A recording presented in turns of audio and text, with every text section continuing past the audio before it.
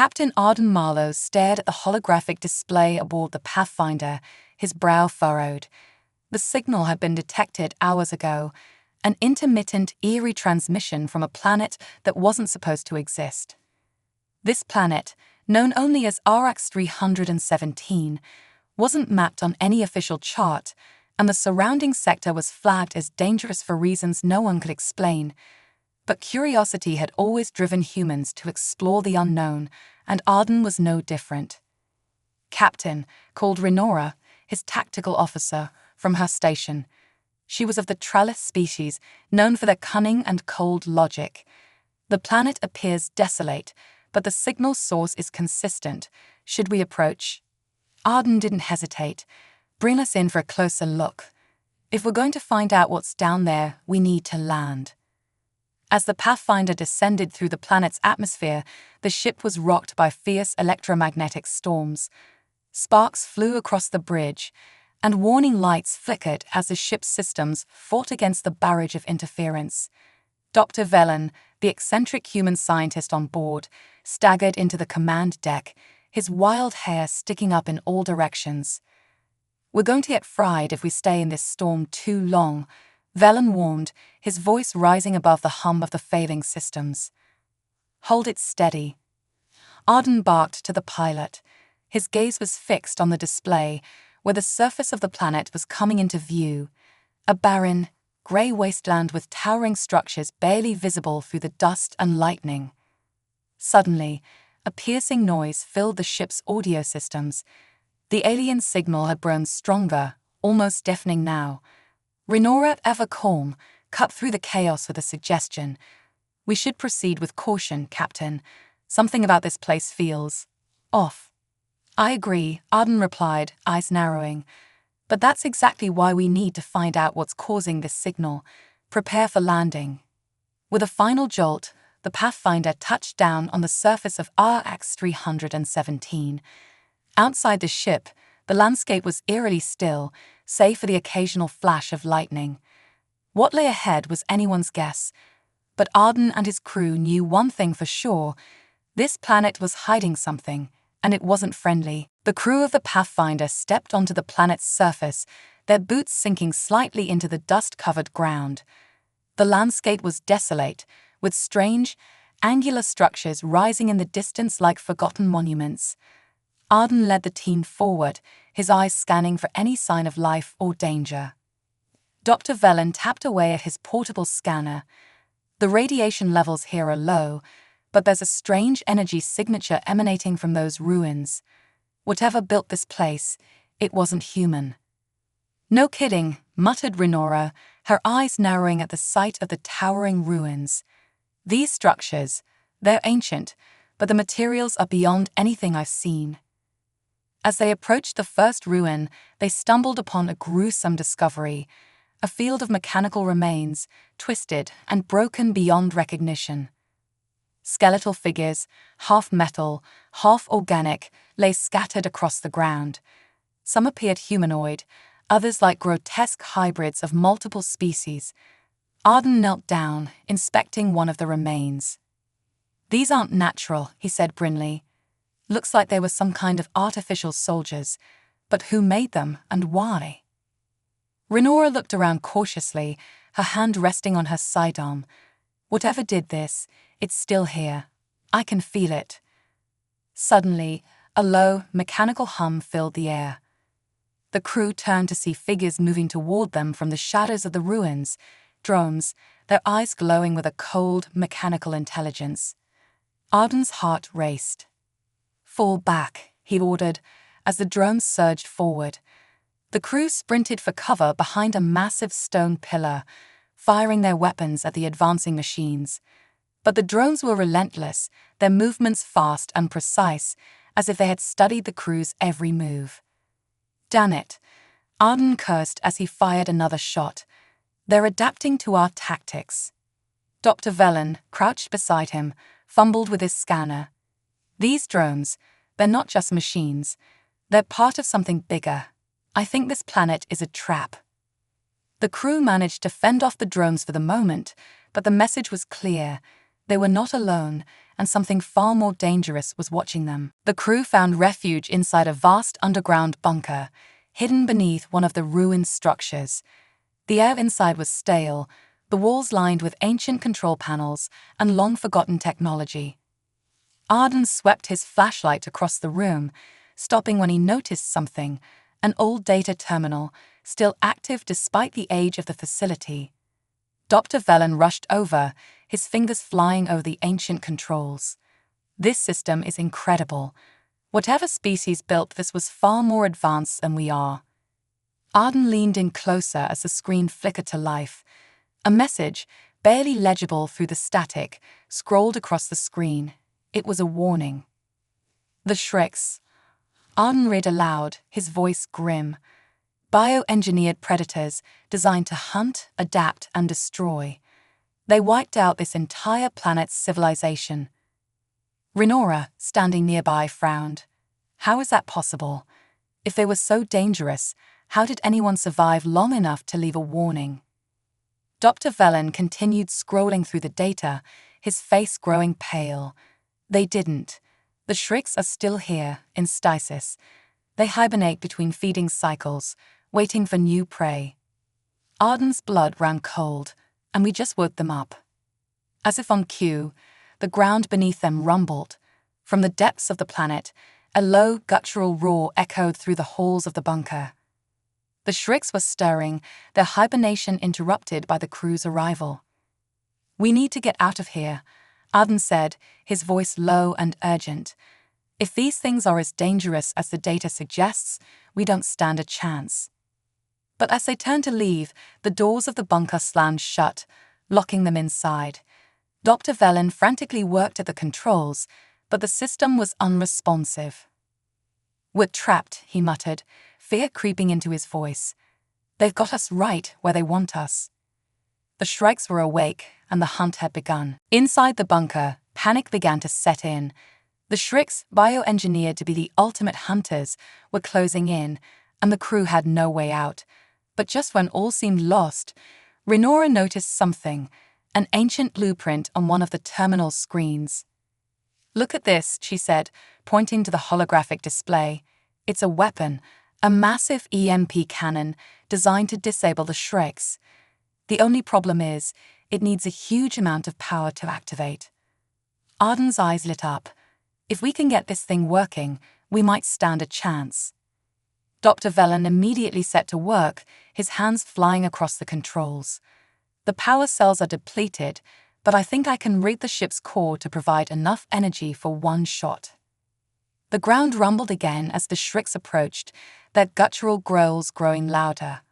Arden and Renora moved to the entrance, weapons ready, as Dr. Velen continued his frantic work. "They're coming," Renora whispered, her eyes scanning the shadows. "We don't have much time." Suddenly, the door to the bunker burst open, and the Shreks swarmed inside. They were unlike anything the crew had ever seen, massive, hulking creatures with razor-sharp claws and teeth. Their skin seemed to shift and ripple as they moved, adapting to their surroundings with terrifying speed. Arden opened fire, but the creatures barely flinched as the bullets hit them. "It's no use," he shouted. "They're too strong." Dr. Velen yelled from the back of the room. "I've almost got it. Just hold them off a little longer." With a roar, one of the Shreks lunged at Arden, its claws narrowly missing his chest. He fired again, aiming for the creature's eyes, and this time it stumbled back, momentarily disoriented.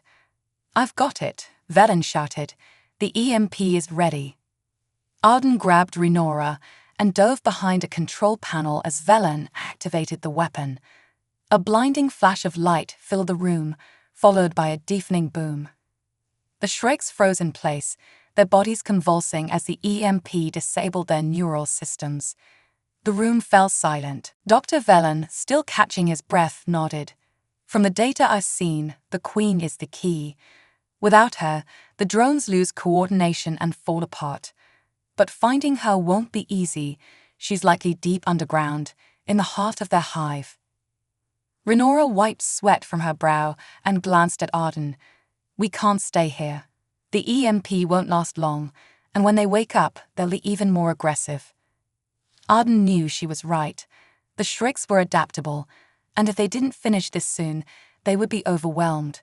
But then, something Dr. Velen had mentioned earlier sparked an idea. The Shreks can't fully adapt to us, Arden said, pacing. You said something about human biology. What if we use that to our advantage? Velen's eyes widened. Of course, their evolutionary patterns are too rapid, too aggressive. They struggle to adapt to creatures that change slowly, like humans. That's our edge, we can exploit that, but we'll need to fight in ways they won't expect. Arden's mind was racing. Guerrilla tactics. We'll hit them from the shadows, set traps, confuse them.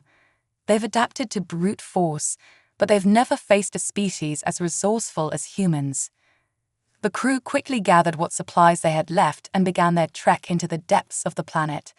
They moved silently through the crumbling ruins, navigating deeper into the underground tunnels where the Shrek's hive was located. Along the way, Arden and Renora set up makeshift traps, simple explosives rigged with motion sensors, pressure-triggered mines, and decoys to confuse the drones. The further they went, the more oppressive the atmosphere became.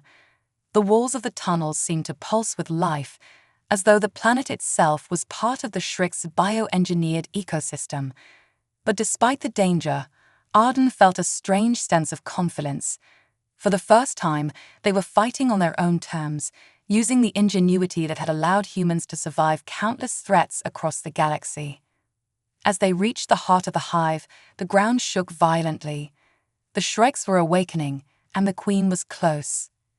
We need to move fast, Arden said, his voice low but determined. Renora, you take the left flank and set up the explosives. Velen, stick with me. We're going to draw the Queen out.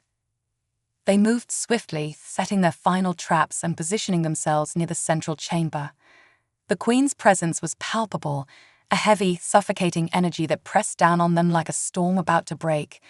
Velen's scanner beat wildly as they neared the Queen's lair. She's here, Velen whispered. Get ready. The chamber was vast, with towering walls made of a strange, organic material that pulsed with energy. At the center of the room, the Shrek's Queen loomed, a monstrous creature, easily twice the size of her drones. Her body was covered in thick, armored plates, and her eyes gleamed with intelligence far beyond that of any typical predator. Arden felt a chill run down his spine. This wasn't just a mindless creature, it was something far worse. The Queen had the cunning of a strategist, the cold logic of a machine, and the raw power of an apex predator. She's scanning us, Renora whispered over the comms.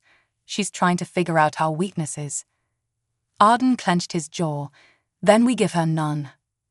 With a roar, the Queen sent her drones surging forward, and the chamber erupted into chaos. Arden and Renora sprang into action, triggering their traps one by one. Explosions rocked the room, sending drones flying as the crew's guerrilla tactics wreaked havoc on the hive's forces. The Shrek's drones were fast, but they weren't prepared for the sheer unpredictability of human warfare. Arden ducked behind a pillar, firing off rounds at the advancing swarm, while Renora expertly laid down cover fire from her position. Velen, working quickly, activated a portable jammer that disrupted the Queen's telepathic control over her drones. But the Queen was far from defeated.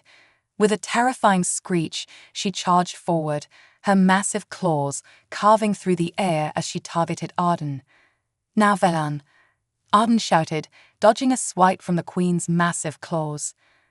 Dr. Velen, standing at a console he had rigged near the entrance, flipped a switch. A powerful electromagnetic pulse blasted through the chamber, momentarily disabling the Queen's telepathic abilities and throwing her drones into disarray. This is our chance, Arden yelled. Focus all fire on the Queen. Renora and Arden opened fire, concentrating their attacks on the weak points in the Queen's armor. The Queen shrieked in pain as the combined firepower tore into her, but she wasn't done yet. With a furious roar, she summoned every last ounce of strength and lunged at Arden. Time seemed to slow. Arden barely had a moment to react before the Queen was upon him, her massive jaws snapping shut mere inches from his face. But in that instant, Dr. Velen acted. With a desperate cry, Velen leaped toward the Queen, a small device in hand, a modified version of the virus they had discovered in the ruins.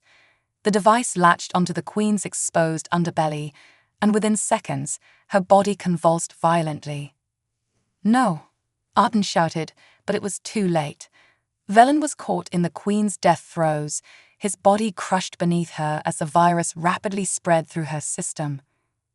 The Queen let out one final, agonized roar before collapsing to the ground, her body twitching as the virus destroyed her from the inside. The remaining drones, now leaderless, dropped lifelessly to the floor. Silence fell over the chamber. Arden staggered to his feet, his body aching from the battle. Renora approached, her expression grim. "We did it, but Velen." Arden knelt by Velen's body, his heart heavy with grief. The brilliant scientist had sacrificed himself to save them all. Without his quick thinking and ingenuity, they would have never stood a chance against the Shrikes. "He knew the risks," Arden said quietly, his voice filled with sorrow and respect, "and he gave us a fighting chance." As the crew made their way back to the surface, the weight of what they had accomplished began to sink in. They had defeated the Shrikes, a species feared across the galaxy for their unstoppable adaptability.